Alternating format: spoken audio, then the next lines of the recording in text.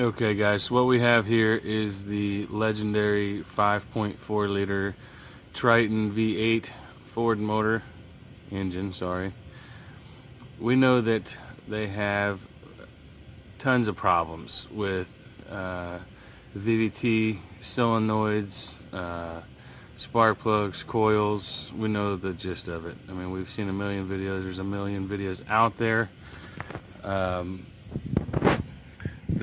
What I have not experienced in the past is, this is my wife's truck, and it is a 2007 Expedition, and she had to pull out in front of some traffic yesterday and called me and said that this funny noise started. She tried to accelerate, it was wanting to die at the stoplights.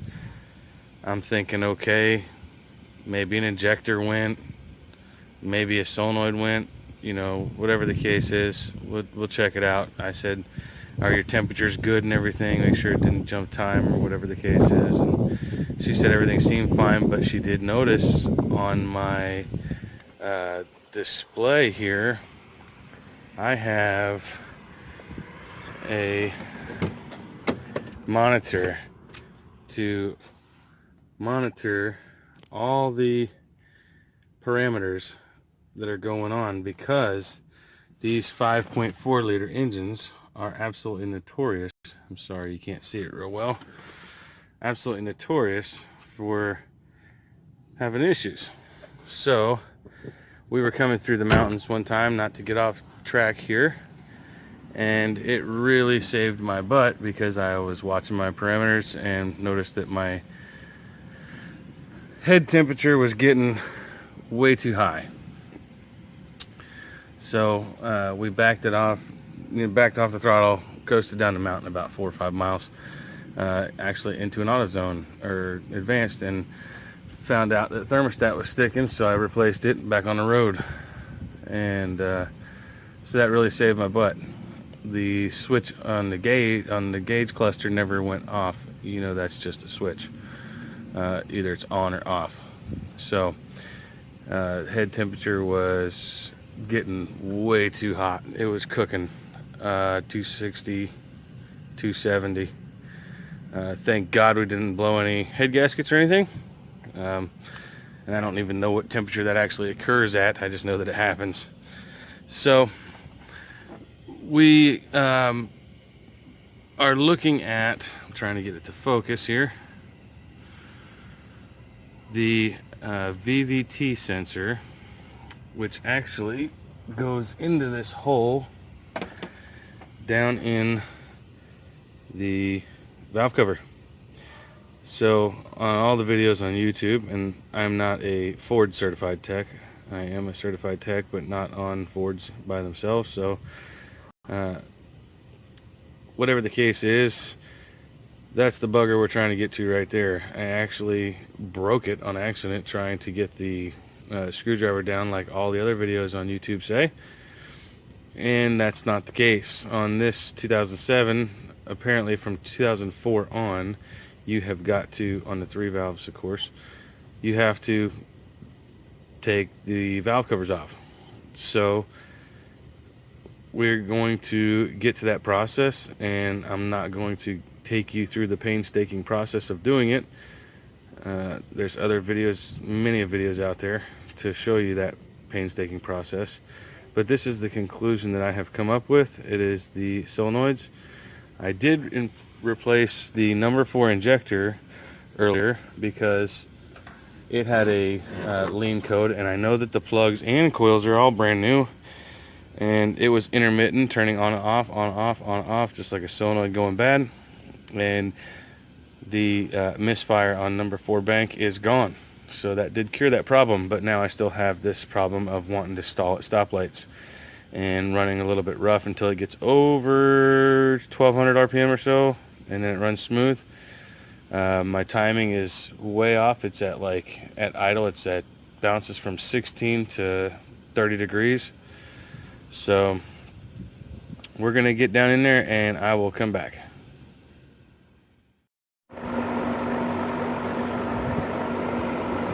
Getting there. It's a slow process.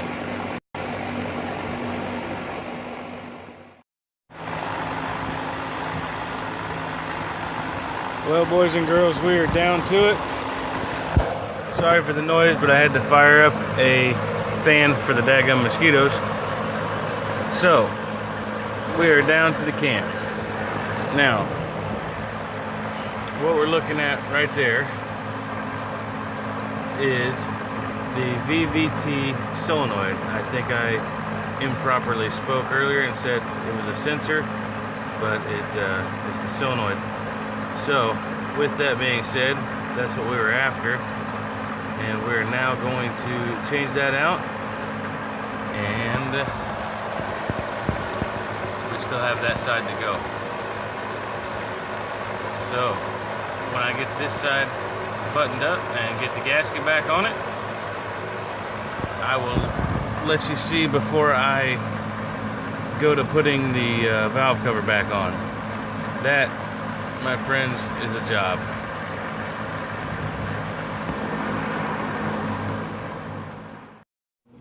So this, my friends, is what we were after. The VVT solenoid. It doesn't appear to be very bad. It's just that it's got a lot of use. I'd say 80,000 miles. So as you can see, there's no damage to the screen. There's just a lot of varnish on the actual solenoid. Doesn't seem to be real bad. I did wipe it off a little bit, but a lot of use. So let's hope that the new one definitely fixes it. Well, boys and girls, when you think you've got the hard side done and it's all back together, which I do have to say was not easy, so then we started over here on the passenger side. Now this is a whole different monkey right here. You've got all your plumbing to deal with. You've got the huge wiring harnesses that go to the computer right there. There's a whole lot of stuff in the way here. So we're back at it. I did get the other solenoid changed out like you saw. That's the new one poking up right through the valve cover there. So funny thing is, all these parts are ordered, genuine parts, and the seals that they give you are not the correct seals.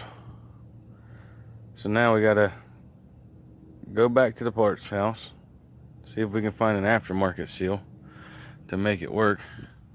Because I've already earlier today, this evening, taken that one out, so that seal is no good, and we're gonna try and make something work. I don't know what we're gonna do about it, but we gotta find something, get her back on the road.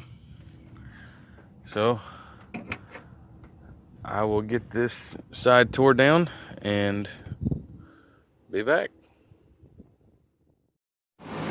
Alrighty, so we made it back.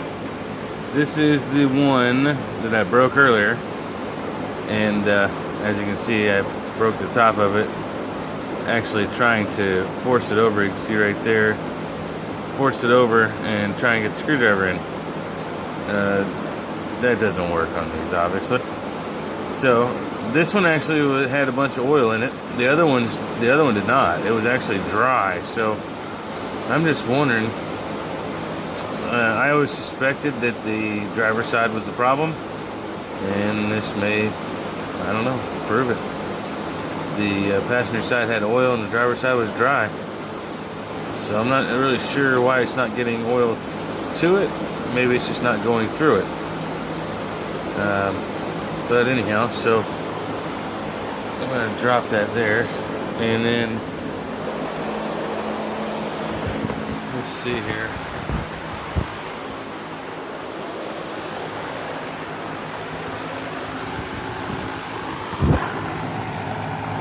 So this side here seems to actually be a little bit cleaner, less varnish. I'm just wondering if my overheat problem that I had, back in the mountains and stuff like that started to cook the driver's side, or maybe the driver's side runs a little bit warmer. I'll have to check with the infrared. I don't know what, for whatever reason, but anyway, just figured I would finish up with that. I'm going to install the new solenoid right there, just above the corner of the timing chain there, and see how it goes, man. Get this thing all back together. This thing was an absolute nightmare to get apart, so fortunately not a whole lot of nuts and bolts and stuff like that. It's just a lot of strategy to getting it apart and making sure that we get it back together. So I will get back to you here in just a bit. Alrighty, ladies and gentlemen, we finally got this all back together. Everything's gone back the way it should. The funny thing is, got it all back together. Turned the key on, started it up. Actually started up, ran flawless, ran beautiful after doing the VVT solenoids. Got up to temperature and started having an absolute dead miss. So I went ahead and checked my connections and all, made sure everything was good, went through everything again, pulled the top air cleaner off, of course, and just double checked all my stuff, made sure all my connections were proper and true, and went through a few other little things that it could have been, just to make sure, rule out any vacuum leaks around the injectors or anything like that. So I started pulling injector plugs, and I got to cylinder 2, number 2, and absolutely no change. So I took the coil out, moved it to cylinder 1, restarted the vehicle, pulled number 2 injector plug, the electrical plug, and a significant difference on the idling. Pulled the number 1 where I had moved the problem coil to, suspected coil, and sure enough, the problem moved with the coil. So brand new super coil, bad, of course, it's all junk. But I still had one of my Ford coils left, so I put it back in there, and come to find out,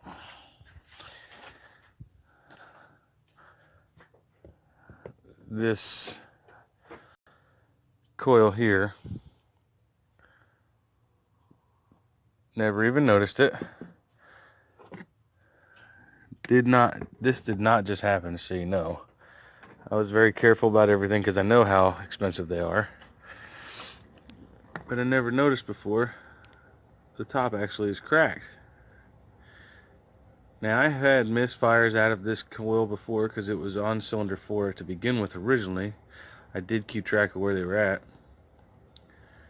And they could have been, I don't know if you can see that or not, but nice little crack there in the top. Right there where the plug goes in. So, kind of my mistake for not seeing it, overlooking it. But anyway, it is back up and running. Runs absolutely beautiful. We'll go in there and fire it up.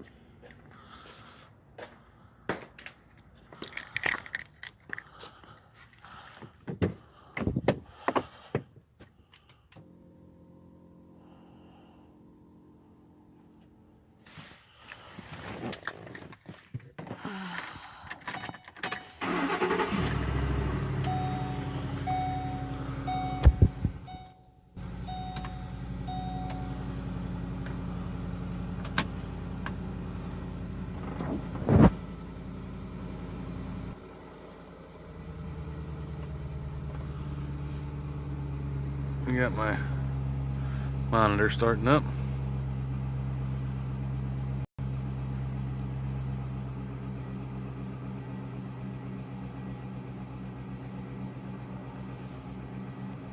Now this has been sitting for, oh my gosh, probably 4 hours. Still at 100 degrees.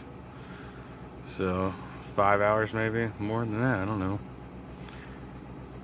But as you can see, it's running perfect. Tip top. Look at those RPM in the bottom left corner. Remember how that thing was jumping around like crazy? Anyway. So, as you can see, everything is running perfect.